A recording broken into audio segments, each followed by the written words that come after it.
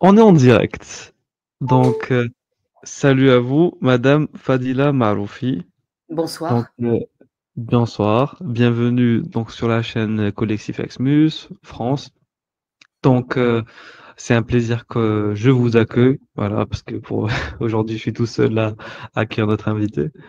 Je vous ai invité depuis. Donc, ça fait très longtemps que je voulais que vous veniez, mais l'occasion s'y est prêtée pour aujourd'hui. Il y a un contexte assez, on va dire, chaotique, faut le dire, que ce soit en Europe en général, que ce soit belge, en France, en Suède, avec ce qui s'est passé récemment. Oui. D'ailleurs, j'ai consulté rapidement votre compte Twitter aujourd'hui et donc je vous donne, si vous voulez, la parole pour réagir sur ce qui s'est passé par rapport à un activiste militant donc apostat, Salwan Momika, qui a été justement assassiné aujourd'hui. Si vous voulez réagir sur ça.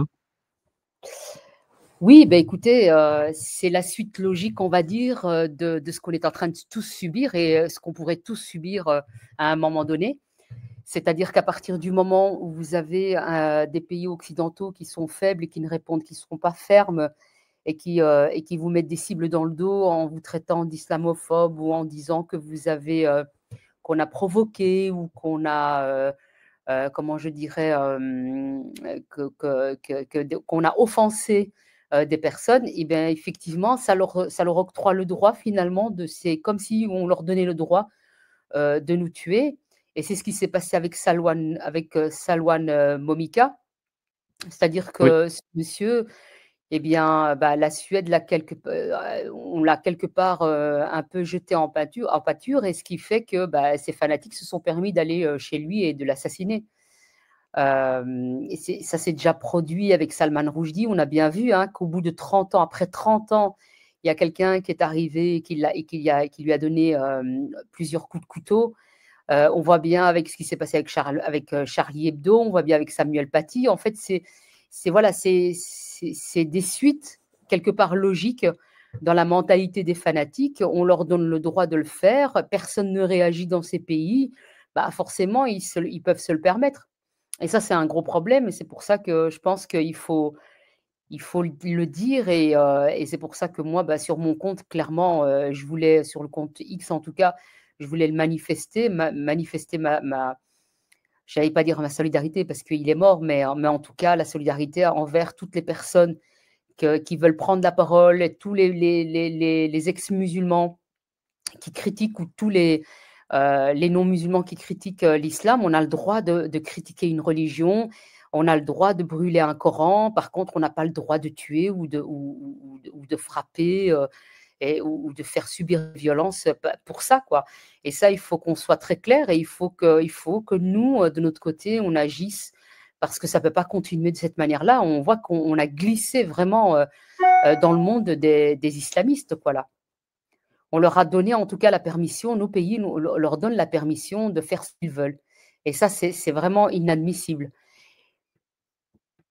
Exactement. En tout cas, je partage donc entièrement votre message d'indignation, même de choc, parce que moi, clairement, j'ai été choqué de voir que maintenant on peut, en Occident, en Europe, donc dans des pays démocratiques qui prônent justement la liberté d'expression, de conscience et même la liberté religieuse pour le coup, Mhm. de voir que quelqu'un soit tué pour ses opinions. Parce que le concept de délit d'opinion, etc., ou de crime d'honneur, normalement, sont censés être étrangers aux pays occidentaux. Visiblement, c'est en train de revenir. Et ça me permet d'embrayer sur une question sincère. Comment allez-vous, Madame Fadel Maroufi? Parce que je sais que vous êtes attaqué de partout. D'ailleurs, est-ce que ça vous dérange si on diffuse la vidéo que vous avez diffusée de la députée bruxelloise? J'aimerais qu'on puisse, elle dure 42 secondes. On la diffuse et vous réagissez dessus. Si ça Oui, vous va? Si on fait ça? ça va, Allez, ça va très bien. super. Je vais faire ça tout de suite. Il y a Vivi qui est avec nous. Salut Vivi. Tu peux prendre Bonsoir. la parole. Salut, salut à toi Régulus et salut Fadila, merci d'être venu. Bah, merci à Merci à vous toi. pour l'invitation. Vraiment, ça me fait plaisir que tu viennes. Alors, voilà la Parole. vidéo. Et l'égalité des chances, oui, Madame Kamachi, ce sera mené autrement. Nous ne donnerons plus la parole à Fadila Maroufi. Nous ne donnerons plus, comme vous l'avez fait pendant la semaine de la Proud, nous ne donnerons plus la parole à cette dame qui est aujourd'hui à la tête de l'Observatoire des fondamentalismes et qui est aujourd'hui une islamophobe reconnue de façon nationale, qui mène avec acharnement et détermination une lutte contre tous les musulmans.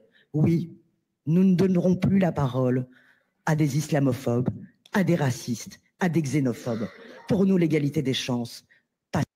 Voilà, donc Madame Fadela, je vous laisse la parole pour vous défendre de cette accusation, cette calomnie, de cette diffamation qui a été faite à votre rencontre. Alors, pour ma défense, ça, je vais laisser mes avocats le faire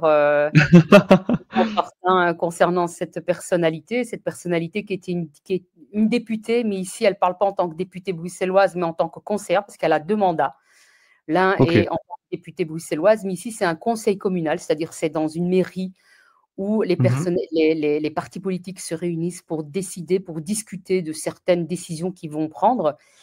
Et ici, en fait, c'est ça qui est assez étonnant, c'est qu'elle parle d'une vidéo qui a été faite il y a 2 ans, est une vidéo qu'elle dit d'ailleurs Proud, mais Proud, je ne sais pas comment, mais en tout cas, ça concerne une vidéo qui a été faite dans le cadre de la lutte contre l'homophobie, il y a 2 ans, juste 2-3 semaines avant la Gay Pride, où à la commune d'Anderlecht, dans le cadre de la lutte contre l'homophobie, on a voulu m'interviewer parce que il s'avère que comme je suis justement homosexuelle et que je traite aussi de ces questions-là au sein des familles musulmanes, parce que j'en ai rencontré beaucoup en tant que travailleuse sociale. Et donc, on m'a interviewée. Et c'est dans ce cadre-là, en fait, que j'ai parlé sur les discriminations que les homosexuels de confession musulmane ou issus de familles musulmanes subissent au sein de leur famille et au sein de la communauté. Et cette dame, après 2 ans, elle se permet de parler de cette vidéo vite fait, furtivement, mais sans préciser quoi, qu'est-ce, pourquoi. Pourquoi à ce moment-là, c'est un point d'interrogation, parce que visiblement, ce n'était même pas dans l'ordre du jour.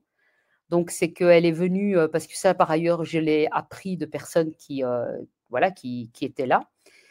Et puis, on entend des applaudissements autour. Il faut savoir aussi que la commune dans laquelle elle est, donc la mairie pour les Français, c'est l'équivalent de la mairie, c'est que c'est une mairie où il y a eu une motion qui a été votée pour que les femmes aient le droit de porter le voile au sein de cette mairie, dans l'administration. Et ce qui est intéressant, c'est la manière dont ça s'est passé. C'est-à-dire que quand il y a eu cette... je suis obligée d'extrapoler parce que ça va vous mettre un peu le contexte et le cadre du lieu. Ils devaient voter une motion pour permettre à des femmes de porter le voile au sein de ces administrations, parce que vous savez, chez nous, il faut aussi, il y a une neutralité qui s'applique. Oui. On ne peut pas montrer les signes religieux, etc. Et que lorsqu'il a fallu voter cette motion, toutes les personnes qui étaient là politiques ont reçu des menaces de mort s'ils ne votaient pas, s'ils ne faisaient pas passer cette motion. Donc, ils ont reçu une balle, vous voyez, de manière anonyme. Okay. Et je ne sais plus si c'était le lendemain ou si c'était 2 jours après, ils ont quand même voté cette motion et ils ont voté pour tous à l'unanimité. Et leur discours, ça a été de dire aux journalistes: ah, mais vous savez, c'est pas à cause de ça qu'on a tous voté pour, c'est parce qu'on était d'accord. Bien sûr, oui, évidemment, ça n'a pas joué pour faire cette décision. Oui, voilà. L'autre contexte, deuxième contexte qui était important à savoir, c'est qu'il y a un parti islamiste en Belgique qui a été, qui est au pouvoir. Ils ont eu 3 députés, c'est la Team Fouad. Fouad est un personnage qui était dans un parti socialiste flamand, Fouad Haïdar. C'est quelqu'un qui a tenu des propos antisémites après le 7 octobre. C'est quelqu'un qui a fait la promotion et l'apologie du terrorisme, parce qu'il a soutenu des djihadistes. Et après le 7 octobre, en fait, il s'avère qu'il a eu des propos antisémites gravissimes, et qu'avant de se faire virer de ce parti socialiste flamand, il a donné sa démission, il a créé un parti qui s'appelle la Fouad Team. Et dans ce parti, vous avez vraiment des personnalités politiques qui viennent de des différents partis, droite, enfin plutôt centriste, gauche et extrême gauche. Et vous avez de tout, hein, aussi bien des personnes musulmanes que non musulmanes. Mais ça, à la limite, c'est un peu voulu pour montrer qu'il y a une diversité. Mais ce personnage dit clairement que, lors d'une interview, il l'a dit clairement, moi, je ne dissocie pas la politique de ma religion. Donc, c'est quelqu'un qui tient clairement des propos. Et quand vous entendez ces applaudissements, parce que dans cette commune, il y a des gens de la team Fouad. Donc, on peut commencer à s'interroger. Quand vous regardez la vidéo en entière, vous voyez, il y a plusieurs femmes qui sont aussi voilées dans l'Assemblée. Oui. Donc, ça ne vient pas de nulle part, en fait, ce qu'il y a derrière. Donc, moi, ce qui m'interroge, c'est quelles sont les motivations de Madame Sophia Benani, que je ne connaissais par ailleurs pas du tout. Je n'avais jamais entendu parler avant ce qui s'est passé là. Donc, c'était pour moi la première fois que je l'entends. Et ça m'avait surpris qu'elle m'ait cité comme ça, au bout de 2 ans, pour finalement me traiter d'islamophobe, de xénophobe, de raciste, sans donner aucun élément pour le confirmer. Mais qu'est-ce qui fait qu'elle puisse vous attaquer comme ça? Vous devez faire peur, vous devez être un danger Alors, ce qui peut pour eux. peut-être, Voilà. moi, ce que je m'explique, c'est que, vous savez, ça fait depuis des années maintenant que je lutte contre l'islamisme ici en Belgique.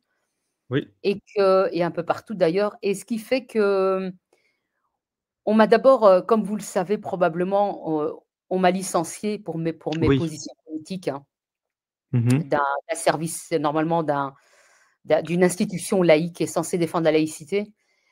On m'a complètement, on a essayé de m'effacer. On ne me donne plus la parole pour parler ni d'islamisme ou de tous ces sujets où normalement je suis censée être spécialiste quand même. Et on ne me donne plus la parole dans les médias francophones belges. Ce qui s'est passé ici, personne quasiment en a parlé. Là, dernièrement, oui, il y a un journal qui en a parlé, mais sans vraiment être scandalisé par ses propos, sans aller en profondeur dans l'analyse. Et je pense ce qui a surtout fait que cette personnalité a agi, c'est que j'ai reçu le prix de la laïcité, le prix international de laïcité par le Comité Laïcité République en France. En France, Oui. je suis soutenue en France. Et je pense que ça les embête vraiment en Belgique. Parce que quelque part, pour eux, j'ai reçu une légitimité d'une gauche laïque. Et pour eux, c'est comme si on m'avait réhabilité. Et ça, Oui, c'est insupportable pour eux, vous voyez. Et pour eux, c'est un danger. Je suis un danger. Parce que, comme vous le savez, quand vous êtes une personne issue de famille musulmane et que vous tenez d'autres propos que ceux que la communauté, la Oumma islamique pose, ben, ça les dérange parce que quelque part, on risque de créer la fitna, la discorde au sein de la communauté, parce qu'on risque d'influencer d'autres personnes. Et je pense qu'il y a tout ça. Et d'influencer les idiots utiles et d'autres personnes qui ne sont pas vraiment au courant du sujet. Et ça les embête parce qu'en Belgique, tout leur est permis. Personne ne réagit, l'État ne réagit pas. Vous avez des islamistes ils ont toutes les portes leur sont ouvertes, ils ont, les routes sont complètement libres, il n'y a personne pour leur faire barrage. Et là, quelque part, ce prix-là, pour eux, c'est un danger. Donc, il fallait absolument marquer le coup. Il faut absolument me disqualifier. Et c'est ce qu'elle essaye de faire en disant que je suis reconnue nationalement. Alors, nationalement, ça pose déjà question parce qu'au niveau national, notre pays est divisé en plusieurs parties. Il y a déjà la partie flamande, néerlandophone, et puis il y a la partie francophone. Donc, je ne pense pas que dans la partie flamande, on me considère comme islamophobe ou qu'on ait même entendu, ils ont probablement entendu parler de moi pour les différentes affaires, hein, c'est-à-dire les menaces de mort que j'ai déjà reçues, etc. Puisque dans le Nord, ils se permettent de faire des articles où ils dénoncent. Mais par contre, dans la partie francophone, ils ne le font pas. Ce qui est un vrai problème, parce qu'à partir du moment, en fait, où vous avez un problème d'islamisme ou de menaces de mort, etc., quand ça vient des islamistes, les médias francophones ne relaient pas tant que ça, ou très peu. Vous voyez, ou c'est d'une manière relative. Donc, on minimise vraiment les faits. Et ça, c'est un vrai problème. Donc, il y a une omerta des médias belgophones, donc francophones pour le coup, Par rapport à ce qui se passe d'un point de vue de la radicalisation, de partis politiques de plus en plus religiosisés, donc radicalisés. Et il y a aussi une diabolisation de militants laïcs engagés comme vous, comme l'est aussi Madame Florence Bergeau-Blaclair, donc qui sont directement visés par non seulement des partis politiques à tendance islamiste, mais également par une certaine gauche qui s'est clairement associée ou qui a vendu un peu sa crédibilité de gauche à ces gens-là. Ok. Et oui, allez-y, je vous en prie. Et après ça, d'ailleurs, ça a pas duré très longtemps. 2 jours après ces déclarations de Madame Sophia Benani, j'ai reçu des menaces, des insultes, menaces de mort. Donc on est reparti pour un tour, c'est-à-dire que c'est parce que évidemment son propos est extrêmement dangereux parce que comme on l'a vu aussi bien pour Salwan Momika, aussi bien pour Roujdi, aussi bien pour Charlie Hebdo que pour Samuel Paty, à partir du moment où on vous colle l'étiquette d'islamophobe, on vous colle l'étiquette d'être un xénophobe raciste, mais surtout le terme islamophobe, c'est vous mettre une cible dans le dos. Et ça, elle ne peut pas ne pas le savoir avec tout ce qui s'est passé ces 3-4 dernières décennies. On voit bien que quand on colle l'étiquette d'islamophobe, on sait bien que la personne va être ensuite mise à Tout à l'épreuve, fait. elle risque sa vie. Et ça n'a pas tardé. Tout de suite après, j'ai eu sur les réseaux sociaux des appels, etc., des messages privés, de menaces, etc., et vraiment des menaces très sérieuses. Et ça fait comme si c'était tout à fait normal. Ce qui est aussi problématique, c'est qu'il n'y a aucune personnalité politique qui s'est ouvertement positionnée concernant ce discours. Personne n'a condamné ces propos, que ce soit la droite, que ce soit la gauche. J'ai eu, oui, 2-3 personnes qui l'ont fait en privé. Il y a une personne d'un parti, un nouveau parti francophone qui l'a fait sur X, mais dans les médias, personne n'en a parlé. Il n'y a aucun vraiment grand parti qui a pris position et qui a dit mais que c'était immonde ce qu'elle a fait. Donc, effectivement, donc vous êtes complètement en fait lâché par tous ceux qui sont censés vous soutenir, être de votre côté, partager votre combat, et on comprend pas cette omerta, ce silence, cette lâcheté même, et c'est un peu fort de réaliser que vous êtes plus soutenu en France, dans le pays voisin, qu'en Belgique, qui est votre pays en fait. C'est vraiment ridicule pour le coup. On s'attendrait à ce que les Belges soient plus. Oui, allez-y.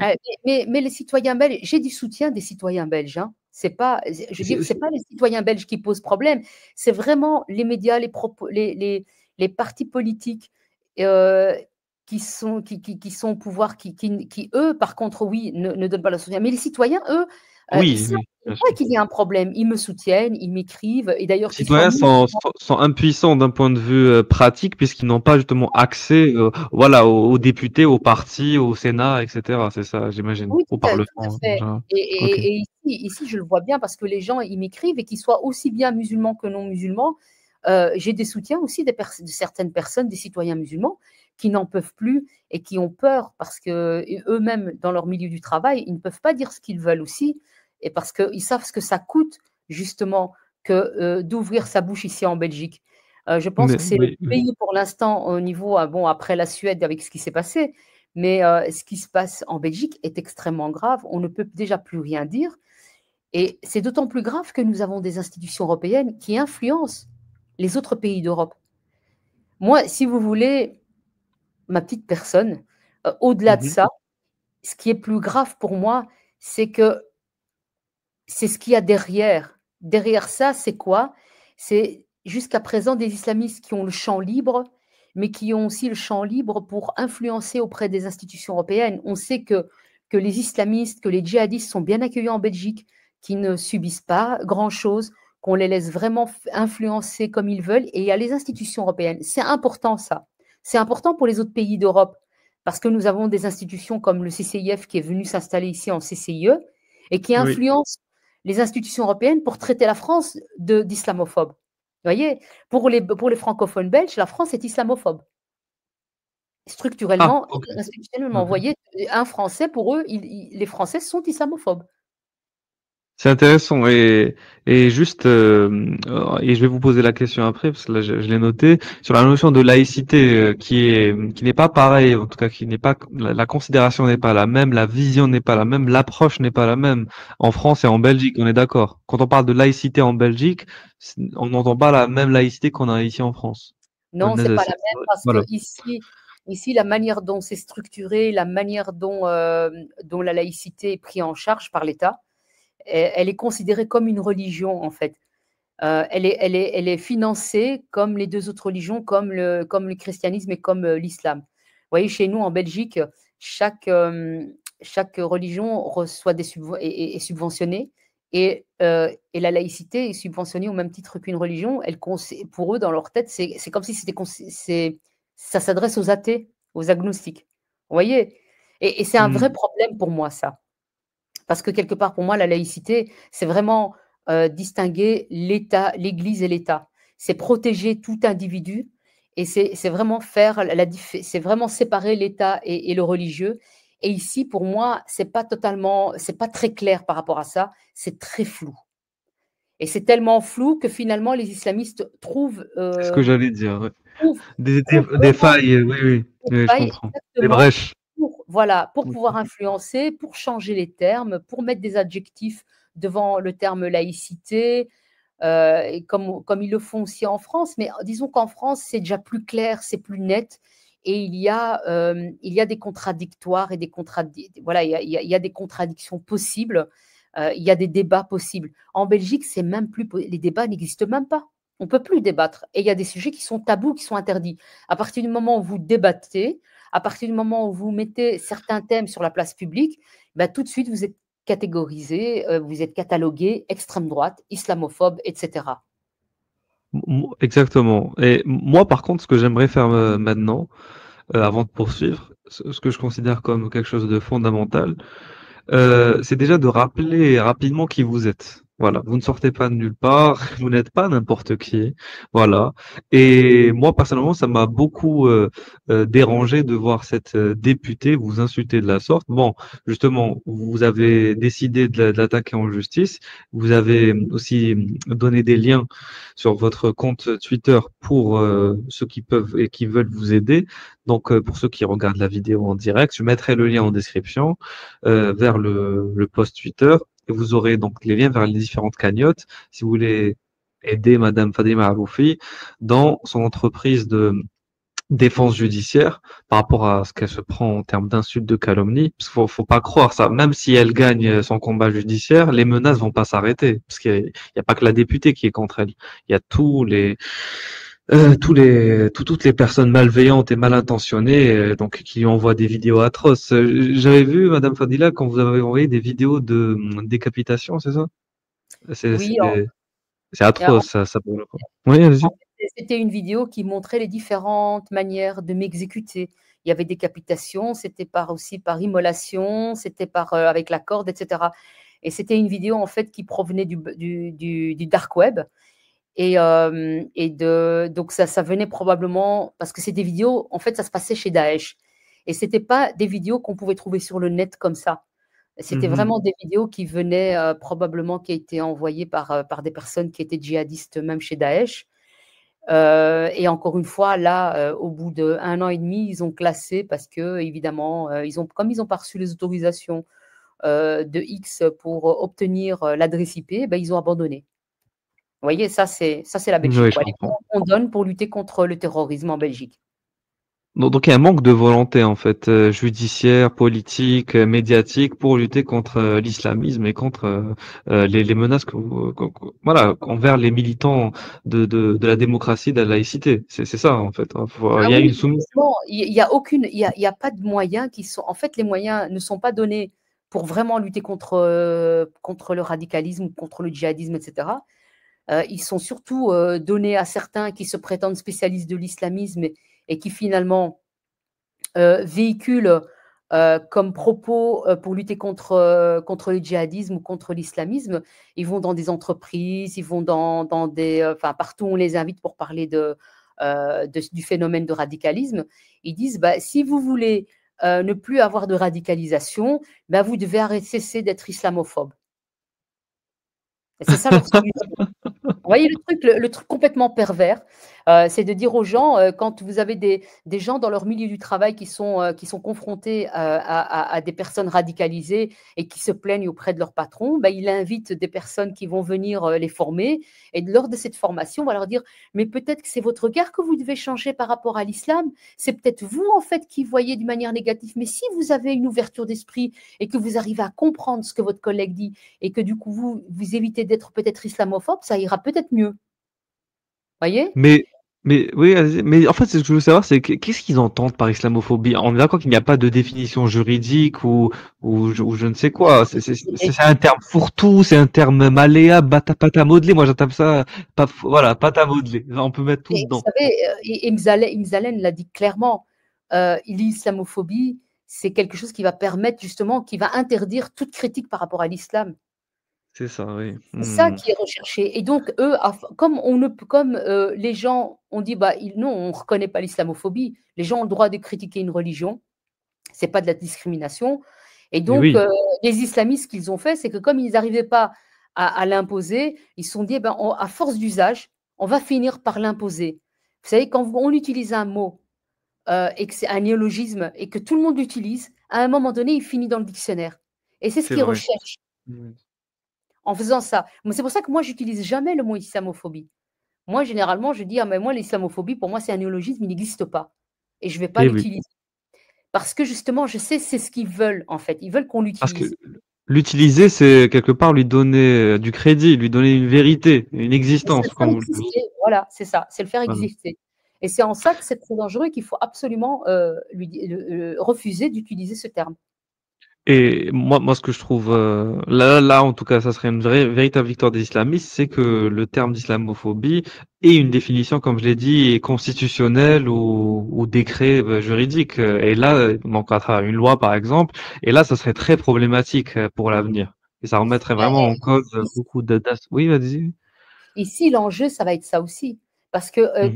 quand une députée, une personnalité politique, Mhm. utilise le terme islamophobie, c'est pas anodin non plus.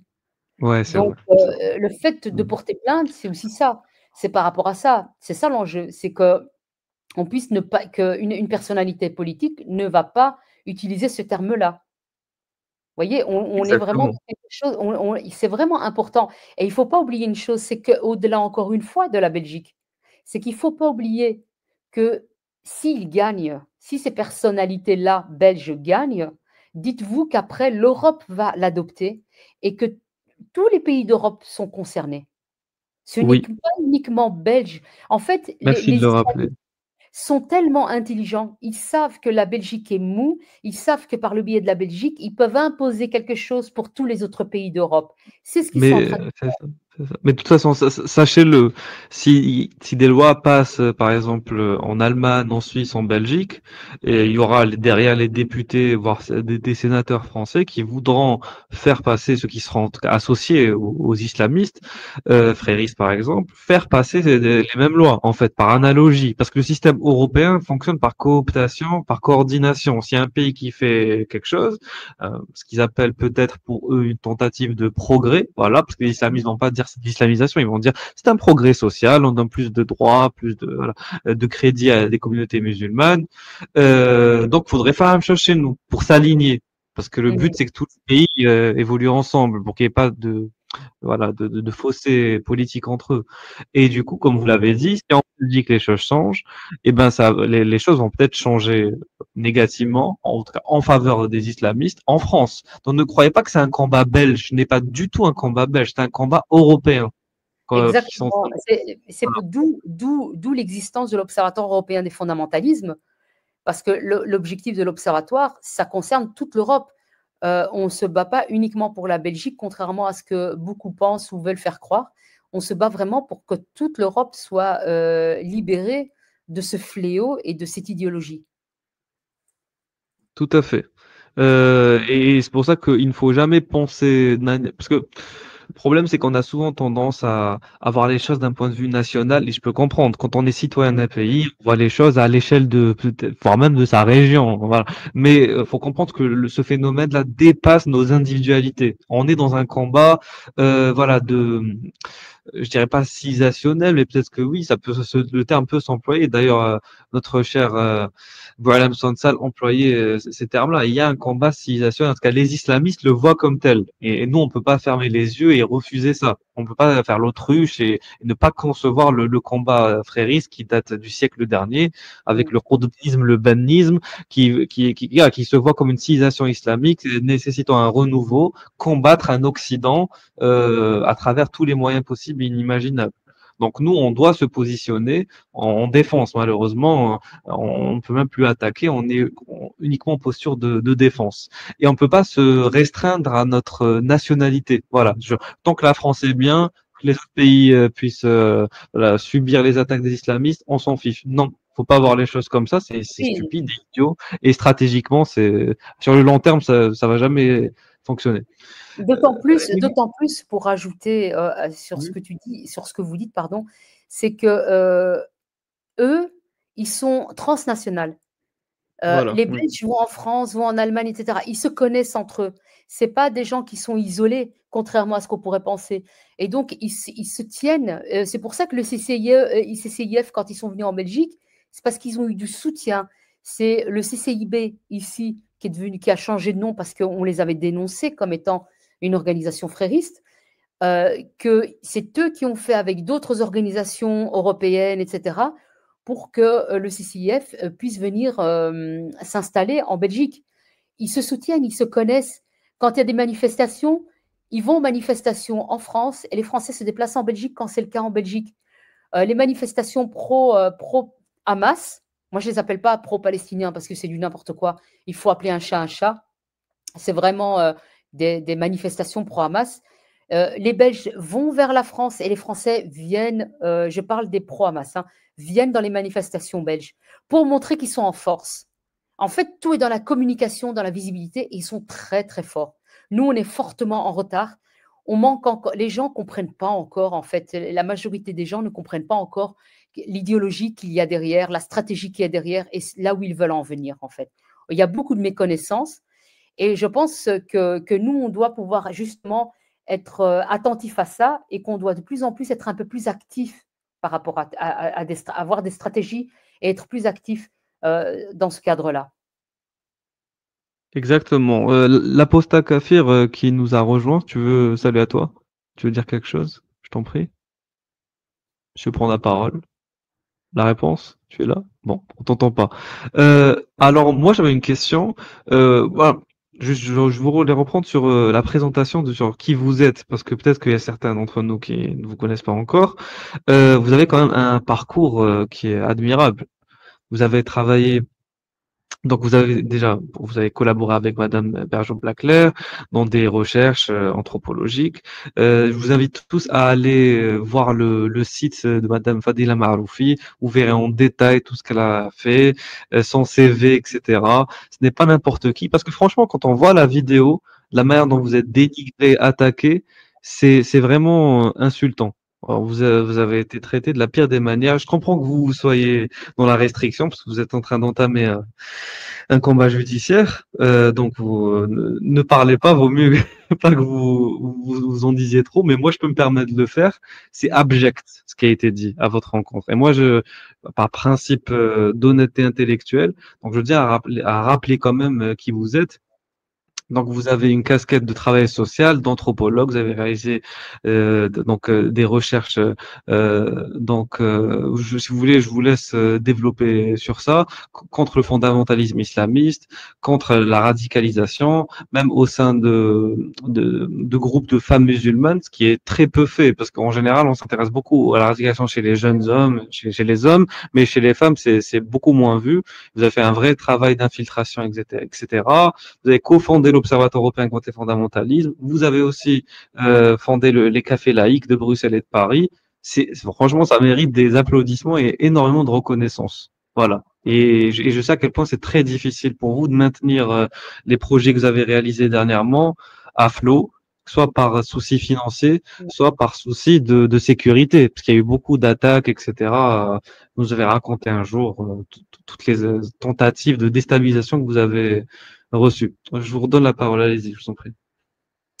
Mais Mais je dois dire que quelque part, en fait, quand on mène ce combat-là, on le fait, ça vient pas de nulle part, ça vient parce que comme vous et comme tous, hein, comme tous les ex-musulmans, vous êtes à un moment donné confrontés. Moi, j'ai été confrontée d'abord quand j'étais toute jeune auprès de ma famille et puis de la communauté musulmane dans le quartier dans lequel je vivais à Bruxelles. Après, ça a été dans le milieu du travail, c'est-à-dire qu'à partir du moment où je me suis émancipée, où j'ai voulu vivre libre et j'ai commencé à travailler, à gagner ma vie, à ce moment-là, j'ai eu des remarques dans mon travail social, des gens qui estimaient que pendant le ramadan, je n'avais pas à manger. Et j'expliquais d'ailleurs qu'un jour, en 2003-2004, on a essayé de m'immoler. On a mis carrément des jeunes, une quinzaine de jeunes ont mis du carburant, ils m'ont coincé sur une petite place, ils m'ont coincé derrière j'étais devant des palissades. Et enfin, derrière moi, il y avait une palissade et autour de moi, ils ont mis un carburant, ils ont mis le feu. Et c'est mon collègue à l'époque qui a vu ça de loin et qui est venu éteindre le feu. Et eux prenaient des photos en rigolant. Pour vous dire, déjà à l'époque, et je vous parle là de 2003-2004, mais la Belgique, on ne se rend pas compte à quel point la violence était déjà bien présente déjà dans les années 90 et 2000. Hein, c'est pas nouveau.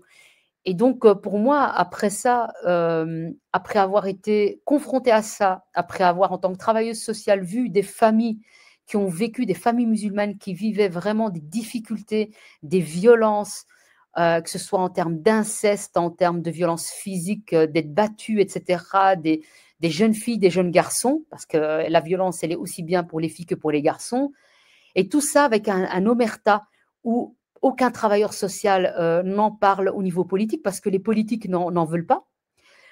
Tout le monde se tait et c'est très compliqué. Et du coup, à un moment donné, surtout après les attentats, je me suis dit, mais c'est pas possible, il va falloir qu'on en parle. Quand j'entendais tous ces experts, soi-disant, du djihadisme, du radicalisme, dire des énormités, que ce serait parce que ce serait dû à la pauvreté, aux difficultés socio-économiques, etc., je me suis dit, mais ils n'ont rien compris, ces gens-là. Et c'est comme ça que je me suis intéressée, en fait, à ça et que je me suis dit, bon, je ne peux pas faire comme si ça n'existait pas. Je vais devoir en parler parce que ces gens, ils sont passés à côté de quelque chose. Et donc, j'avais repris des études d'anthropologie. Et moi, à la base, mes études d'anthropologie, honnêtement, ce n'était pas pour avoir un diplôme. C'était parce que ma seule hantise, en fait, c'était d'être bête. Et j'avais envie de continuer, si vous voulez, à me cultiver et à lire des ouvrages et à m'ouvrir vraiment intellectuellement.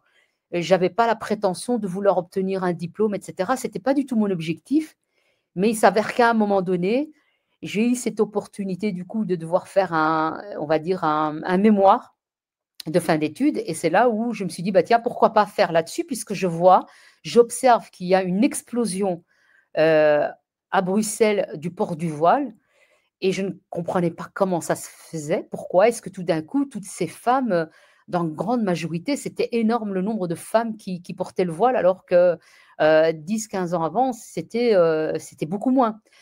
Et donc, j'ai décidé de faire un mémoire. Et au départ, je vais dans un lieu et ces lieux m'ouvrent, mais alors vraiment un monde que je connaissais en partie. Mais là, je m'introduisais dans un monde encore plus obscur que celui que je connaissais. Et là, je me rends compte qu'il y a un radicalisme auprès des femmes. Je découvre un milieu, mais complètement gangréné, où ce sont des femmes qui sont vraiment à la pointe, on va dire, du prosélytisme. Et là, mon mémoire qui devait durer 6 mois, je suis restée finalement 3 ans infiltrée. Parce que j'ai compris que là, il y avait vraiment quelque chose de dangereux qui était en train de se faire. Et ça, c'était en 2014. Je suis restée jusqu'en 2017. Et puis après, évidemment, en 2019, j'ai commencé à parler de ça ouvertement. Et donc là, j'ai dû par contre complètement m'exfiltrer, si vous voulez, de ces lieux. Donc voilà pourquoi est-ce que je me suis intéressée à ce sujet. Oui, parce qu'à partir d'un certain moment, si on prend la parole pour justement traiter ou analyser les données qu'on a récoltées après infiltration, on peut plus continuer à rester sous couverture. La couverture va forcément s'effondrer et ça aura plus de sens de prendre autant de risques. Mais c'était non seulement des milieux fréristes, mais il y avait aussi les milieux djihadistes là-dedans. Hein. Et je le voyais bien dans la manière dont ça se structurait, dans la manière dont l'argent en fait circulait, etc. C'était et je n'avais pas de moyens. Je suis pas, je travaille pas ni pour des agents secrets, ni pour la police, etc. Donc moi, en tant que travailleuse sociale ou en tant qu'anthropologue, on va dire master en anthropologie, parce que j'ai pas un doctorat, hein, il faut bien être clairement, je ne suis pas chercheuse, hein. Florence est chercheuse, elle a fait ça pendant 30 ans, c'est sa spécialité. Moi, je ne suis pas chercheuse. J'ai essayé de faire d'une manière vraiment la plus basique possible, rendre compte en fait de ce qui existait parce que je me suis rendu compte qu'il y avait un danger parce que je l'ai vu et que je me suis dit là, il va falloir vraiment qu'il y ait des moyens qui soient mis en place. Et là, par contre, malheureusement, au niveau politique, encore une fois, en Belgique, il n'y a pas eu de suivi parce que j'en ai averti les personnalités politiques pour qu'ils fassent le nécessaire et ça n'a pas suivi. Mais, oui, mais Madame Maroufi, donc vous êtes très humble et c'est à votre honneur. Ok, vous n'êtes pas chercheuse, mais vous avez quand même été pendant plus de 20 ans dans le milieu du social. Voilà, on est d'accord. Donc, vous avez beaucoup côtoyé les jeunes, vous avez fait de l'accompagnement social, vous avez été travailleuse sociale, coordinatrice des éducateurs de rue. Là, je suis en train de lire votre CV en direct, éducatrice spécialisée. Donc, vous avez de la bouteille, comme on dit en français, vous avez de l'expérience, vous avez de la compétence. Et justement, par rapport à tout ça, comment vous expliquez que les jeunes Belges, surtout que ceux qui ont des origines, mais après il y a aussi les convertis qu'on prend en compte, puissent se radicaliser? Qu'est-ce qui, d'après votre expérience de terrain, qu'est-ce qui amène certains jeunes à se radicaliser, que ce soit les hommes, des jeunes femmes ou des jeunes hommes? Parce qu'on est d'accord que la radicalisation touche beaucoup les jeunes aussi, pas forcément des adultes de plus de 40 ans, hein. En général, c'est plus 20, 25, voire un peu moins. Qu'est-ce que Mais vous en, quelle est votre expertise sur ce sujet? Allez-y. pour moi, c'est multifactoriel en fait. Il y a tout d'abord, il faut parler de toutes ces mosquées qui ont été construites dans les années 80, les années qui ont été financées au départ par des pays extérieurs, étrangers comme l'Arabie Saoudite ou comme le Qatar. Il y a eu l'influence évidemment des frères musulmans qui sont venus s'installer ici aussi et qui a fait que s'accroître parce qu'évidemment tout ça a été caché, personne n'en parlait, on n'en parlait pas, c'était quelque chose finalement pour les Occidentaux. Les personnes issues de l'immigration allaient repartir dans leur pays. Ils venaient ici pour travailler, mais c'était pour la suite pour repartir chez eux. D'ailleurs, nos grands-parents, c'était comme ça qu'ils concevaient les choses. C'était qu'ils disaient, ben, on va venir travailler, puis on repartira dans notre pays. Sauf qu'une fois que les enfants sont nés, ce n'était pas comme ça que ça se passait. Et les enfants étaient mis dans des mosquées. Je sais qu'ici, il y a eu beaucoup, la plupart des jeunes, la majorité des jeunes suivaient un cursus dans les madrasas, des cours d'islam. Et quand je dis des cours d'islam, c'est vraiment apprendre par cœur le Coran, hein. C'était pas, il n'y avait pas vraiment une explication sur le contenu, sur le fond. Après, il y a eu aussi des personnes influentes, petit à petit, puisque ces enfants ont grandi. Les partis politiques ont compris que les migrants allaient rester. C'était une force une force électorale, puisqu'ils commençaient à devoir de moins en moins, en tout cas chez nous en Belgique, de moins en moins de Belges ouvriers et de plus en plus d'ouvriers issus de l'immigration. Et pour eux, c'était surtout le vote des musulmans. Et donc, les partis de gauche, en tout cas en Belgique, ont accéléré le processus pour que les personnes d'origine maghrébine ou de personnes migrantes puissent avoir accès à la nationalité belge et puissent avoir le droit de vote. Et les enfants qui ont grandi, ont commencé à se structurer dans les associations, qui au départ ont été communautaristes, c'est-à-dire où chacun faisait un petit peu son petit truc, hein, les Marocains d'un côté, il y a une toute petite minorité d'Algériens, mais ce n'est pas énorme en Belgique. C'est surtout des Rifins à Bruxelles. La plus grosse communauté musulmane, c'est d'abord un Rifin issu du Maroc et les Turcs à Bruxelles. Et il y a eu ça s'est structuré. Ils se sont structurés. Ce sont des jeunes générations qui ont fait, pour la plupart, qui ont terminé leur cursus secondaire, voire supérieur et universitaire, qui ont eu accès, avec la politique des grands frères, aux associations dans les quartiers, qui contrôlaient finalement les familles, les frères, les sœurs, etc. Et finalement, les politiques les ont utilisés. Ils ont commencé à les faire rentrer dans les partis politiques pour avoir le vote des musulmans. Les partis politiques ont financé des associations aussi, et ce qui fait que, évidemment, les frères musulmans qui ont commencé à infiltrer et à influencer dans ces milieux-là ont influencé les partis politiques. C'est comme ça que ça s'est fait, et c'est comme ça que finalement vous avez des jeunes qui sont, avec une idéologie frériste. Ils agissent comme des frères musulmans. Ils ne sont pas forcément au courant qu'ils le sont. Et c'est Oui, ça la oui, oui. différence, c'est qu'ils sont pas forcément. Mais ils ont tout le logiciel de la pensée frériste qu'ils appliquent. Et ça, ils ne le voient pas forcément. Je vais vous donner un autre exemple. Quand j'étais justement coordinatrice des éducateurs de rue, il y avait une mosquée qui était en construction dans cette commune, et il s'avère que c'est une mosquée qui est frère musulman. Et l'un des éducateurs, donc on était payé par la mairie, hein, il s'avère qu'un des éducateurs est venu avec un t-shirt, soutien à la mosquée, un tel, veuillez faire des dons, etc. Donc moi, ce monsieur-là, ce jeune éducateur, je l'ai épinglé, je lui ai dit, écoute, ici tu travailles pour la commune, donc je te prierai de rentrer chez toi et d'enlever ce t-shirt. Alors au début, il m'a dit, ah mais non, comment ça, c'est pour aider la mosquée, c'est machin, etc. Je dis, écoute, mon grand, tu n'as pas compris. Tu travailles pour la mosquée, tu travailles, pardon, pour la mairie, tu ne travailles pas pour la mosquée. Donc, soit tu pars maintenant pour changer, soit tu changes de boulot, mais tu ne peux pas rester avec ça. Donc, il n'est pas reparti. Ce même éducateur, lors d'une réunion de coordination, il m'a crié Mhm. dessus, il a commencé à montrer un peu qu'il était le maître, etc.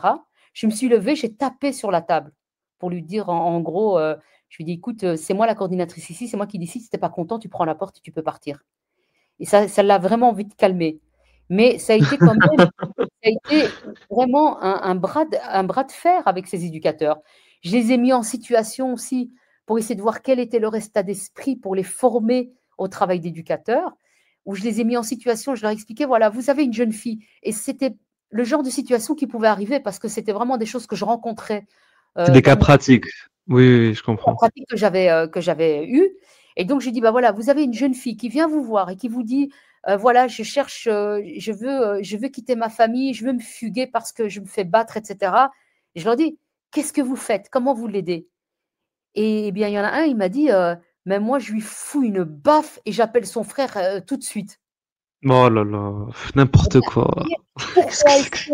pourquoi est-ce qu'on a des jeunes influencés, ils sont influencés par des travailleurs sociaux qui sont eux-mêmes embrigadés, qui eux-mêmes surveillent les sœurs et la communauté. Donc, plus personne dans ces quartiers ne peut parler. Vous voyez, ils se tiennent tous. Au niveau politique, c'est pareil. Vous avez des personnalités qui sont complètement frérisées, qui sont en politique. Donc, personne ne parle. Et donc, bah, finalement, bah, ils font ce qu'ils veulent. Et c'est pour ça que moi, je ne peux plus travailler dans le milieu du social parce que, quelque part, si je travaille là maintenant, admettons que je trouve un emploi, ben, je vais être confrontée à ça. C'est ma tête qui tombe. Ça, il faut être très clair, hein.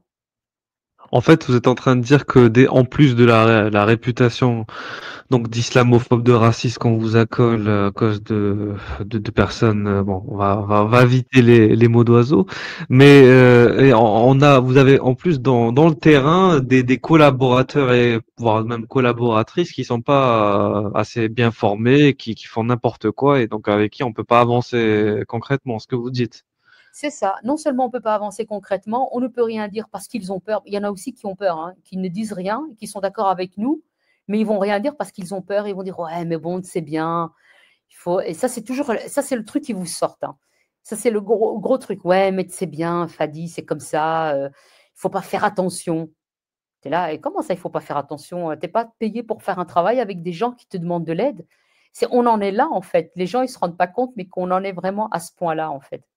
Il m'est arrivé de devoir exfiltrer des personnes et je continue Comment ça? encore à le faire, mais je dois faire super attention parce que j'ai aussi reçu des gens qui appellent à l'aide, mais qui se font passer pour des gens qui ont besoin de l'aide, alors qu'en réalité, ce sont des islamistes qui essayent de me tendre des guet-apens. Ça m'est déjà Mmh. arrivé, vous voyez? C'est pas, parce que j'essaye quand même encore de rester, de si vous voulez, d'aider les gens, les personnes qui en ont besoin. mais je dois vraiment m'armer de prudence pour ne pas tomber dans des pièges. Moi, je vous pose une question un peu personnelle, mais je vais afficher le message de Casus Lady. Ah, désolé.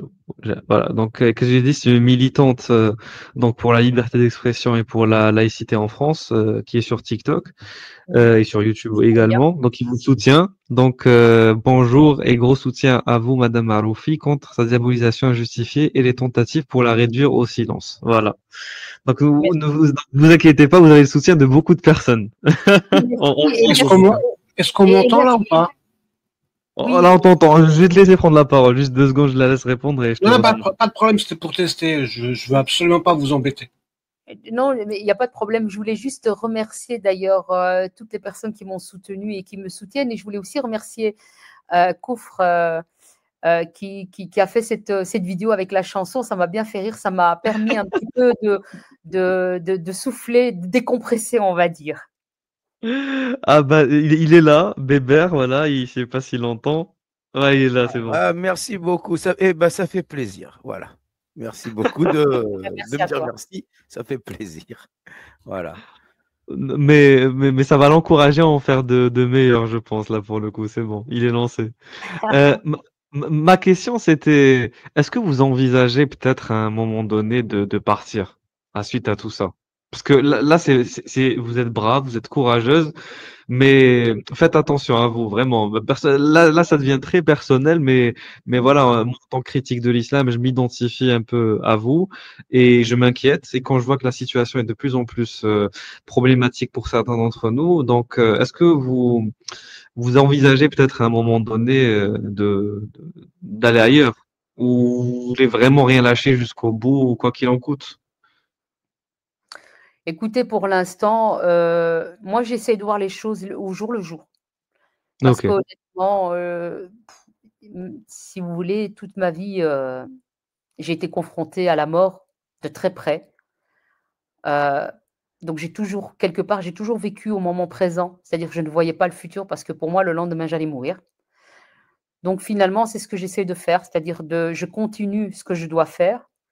On verra demain. Je ne sais pas si demain, il va falloir que je déménage ou pas. Vous voulez dire en France? Oui, mais de toute façon, Voilà. là, pour l'instant, clairement, financièrement, je ne peux pas me le permettre. Ouais, je comprends. Si c'est pour aller en France et me retrouver dans des HLM avec les pires, franchement, ça vaut pas la peine non plus. Oui, je comprends. Donc là, voilà, pour l'instant, moi, c'est au jour le jour. J'essaie de faire ce que je peux tous les jours et puis après, ben, on verra, quoi. En tout cas, bon courage avec ce que vous faites. Nous, on vous soutient, on va vous donner la parole le plus possible. C'est vrai que moi, j'aimerais bien vous réinviter d'autres fois si vous êtes disponible et maximiser au plus possible vos prises de parole, vos interventions, vos réflexions et les partager au plus grand public et inviter les gens à vous soutenir du mieux qu'ils peuvent, si ça vous intéresse, bien sûr. Voilà. Oui, avec volontiers. Merci beaucoup. C'est toujours un plaisir Voilà. avec vous. Parce que vous savez, après, ce sera pas forcément que sur YouTube. Il y a aussi Twitter que vous connaissez très bien. On pourra faire des spaces pour les prochaines fois. Je pense que vous êtes déjà à l'aise avec l'exercice. Ça permettra d'avoir un certain public qui sera différent d'ici d'ailleurs. Mais on a passé un nouveau cap aujourd'hui. Vous savez, Madame Maroufi, c'est que YouTube, TikTok, Twitter n'existaient pas il y a 10 ans, il y a 20 ans. En tout cas, pas avec l'ampleur qu'on a actuellement. Et maintenant, pour s'entendre et pour avoir de l'écho, même politiquement parlant, on doit passer par ces plateformes-là. C'est pour ça que ça serait dommage de pas en profiter. Après, vous avez des impératifs de travail, etc. Mais nous, on est là. Quelque part, on est à votre service. Donc, n'hésitez pas à nous utiliser pour promouvoir votre combat et votre parole. Ok? Voilà. Je tenais vraiment à le dire. Mais non, merci beaucoup. Et de toute façon, vous savez, ce qui dérange, parce que justement, ce qui dérange ces personnes, c'est qu'on me donne la parole lors des conférences, etc. Ce qui permet pour moi d'ouvrir les yeux surtout du danger. Et je cite souvent les ex-musulmans lors des conférences en disant c'est la solution, si c'est une des solutions, et qu'il faut soutenir les ex-musulmans. Si on veut que les gens parlent, il faut les soutenir. Et ça leur fait peur, évidemment, parce qu'ils se disent si des gens comme vous, comme moi, on parle et qu'on dit à ces idiots, bah, attention, là, il faut que vous nous souteniez et qu'ils nous entendent, eh bien, évidemment, eux, leur pouvoir va se réduire. Quelque part, à partir du moment où ils attaquent comme ça, c'est qu'ils ont peur. Et s'ils ont peur, c'est que quelque part, on a quand même un petit peu gagné. Bah, c'est une magnifique phrase. Là, je suis en train de vous afficher les différents soutiens que vous avez dans le chat, parce que vous n'êtes pas en train de voir, mais moi, je suis en train de voir à côté, il y a tout qui s'affiche. Donc, vous avez du soutien de partout dans le monde, en Europe et même au Canada, apparemment, donc on vous soutient. Donc, vous êtes connu outre-Atlantique. Il y a quelques questions qui s'affichent. Il y a une question peut-être un peu tendancieuse. Oui. Pardon, Régulus. Je voudrais faire une petite intervention. Vas-y. Après, Parce que tout à l'heure, j'ai eu un problème de micro. Évidemment, salut Fadila, tu sais que je t'aime. J'espère que tu le sais. On se connaît depuis l'Atlantique à l'époque, c'était une flaque. Il y a deux choses. Vous avez parlé de la communication des frères musulmans. Ils sont très forts en communication. Il y a quelque chose qu'il faut noter, c'est que le CCIF, quand il a été dissous et qu'il s'est expatrié en Belgique, ils ont fait le CCIE. Mais ils ont fait leur logo de manière à ce que la dernière barre horizontale du E tout en bas soit beaucoup plus transparente en termes d'opacité que les deux autres barres, afin de conserver CCIF. Si vous regardez bien, vous verrez que le logo est très intelligemment travaillé par ces gens-là, pour qu'on puisse voir que ça reste le CCIF. C'est le CCIE, mais avec la transparence appliquée sur leur logo à la barre horizontale du bas du E, et ben ça fait un F. Ils sont vraiment très, très intelligents. Et je voudrais exprimer mon mépris le plus absolu envers ceux qui reprendront ce que tu as dit tout à l'heure, Fadila. Si c'est pour venir en France, aller dans les HLM et me taper les pires, et qui vont chercher à vouloir faire des liaisons, regardez comment est-ce que Fadila, elle considère que les HLM, les blabla, vous avez très bien compris son propos. Il n'y a pas d'amalgame, il n'y a pas d'essentialisme, il n'y a pas de les HLM sont pleins d'étrangers venus de trucs. Ce n'est pas ce qu'elle a voulu dire. Donc n'importe quelle personne qui prendra un extrait audio pour dire regardez Fadila, parce que je suis habitué maintenant, je sais comment ils fonctionnent nos ennemis. Voilà. Et puis voilà, donc force et soutien à toi, Fadila, depuis le temps, effectivement, absolument. Malheureusement, je suis très, très, très pessimiste pour la Belgique, même si je n'y vis pas. Je suis vraiment très, très, très pessimiste. Je ne sais pas du tout comment est-ce que ça va se résoudre. C'est pas possible. Contrairement à ce qu'on pourrait penser, il commence à y avoir un éveil des citoyens. Donc, en réalité, les citoyens, ils n'étaient pas informés, surtout par nos médias. Et on commence à voir quand même que les citoyens commencent à se dire qu'il y a quelque chose de pas normal et qu'ils ne veulent pas. Parce que les Belges, ils sont peut-être mous, ils ont l'air mous, mais quand ils sont réveillés, je peux vous assurer qu'ils peuvent être aussi agressifs et ils peuvent aussi se défendre. Donc, je pense surtout qu'il faut continuer. Au contraire, il faut rester pour continuer à les éveiller sur ces questions-là. Et puis, la Belgique, encore une fois, si elle tombe, le reste de l'Europe ne tiendra pas non plus, hein. Ah bah oui, c'est l'épicentre de l'Europe. Donc franchement, si vous faites tomber la Belgique, comptez pas sur les autres pour rattraper. Donc il faut au contraire. Oui, pardon, et je voulais apporter une dernière précision avant de passer. Apparemment, on va passer aux questions. Le combat des apostats n'est pas un combat pour réformer l'islam. Le combat des apostats n'est pas « Oh, nous sommes apostats, nous voudrions que vous abrogiez la peine de l'apostat dans le Coran ». Non, ça n'a rien à voir. Le combat des apostats, ce sont des gens qui ont entre les mains deux éléments de comparaison. Une société avec l'islam et une société sans l'islam. Et on est des avertisseurs, des lanceurs d'alerte envers des populations, des peuples, des sociétés qui jusqu'à présent n'ont grosso modo, en résumant, à peu près qu'un seul modèle de société et pas de comparaison. Et qui pourraient se dire, oui, après tout, pourquoi se contenterait pas de laisser plus de place à l'islam, ça serait raciste de refuser, nanana, non. On est là pour vous avertir, l'islam est un totalitarisme le plus abject, le plus absolu qui est jamais sorti sur Terre pour guider la destinée des êtres humains. Et c'est parce qu'on en a pris conscience, qu'on est sorti de cette matrice pour découvrir ce qu'est la liberté d'expression, ce qu'est le vent dans les cheveux, ce qu'est la caricature, la satire, l'humour, la musique, la beauté, la légèreté, etc., qu'on mène ce combat-là. Parce que les sociétés où il y a ça, on ne veut pas qu'elles deviennent des sociétés comme celles qu'on a quittées ou des sociétés dans lesquelles nous avons vécu notre enfance. Voilà, il faut vraiment que les gens le sachent. Le mouvement apostat n'est pas un mouvement qui concerne l'islam et des gens qui veulent quitter